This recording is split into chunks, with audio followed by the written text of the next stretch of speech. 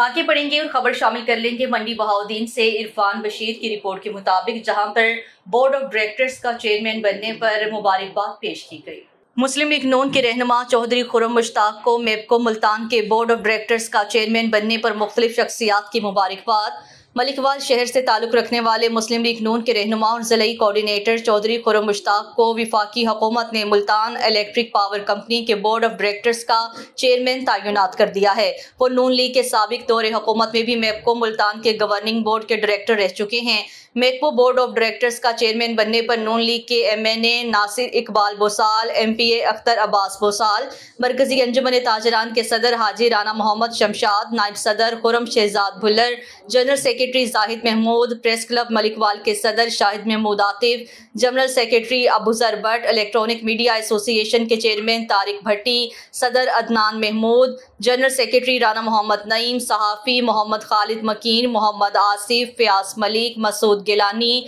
राना सलीम बोसाल, राना आसिफ नज़ीर, मुस्लिम लीग नून के सदर काशिफ सदर चौधरी समेत दीगर ने मुबारकबाद देते हुए कहा कि चौधरी खुर्रम मुश्ताक की तैनाती हमारे इलाके के लिए बाइस फ़ख्र है।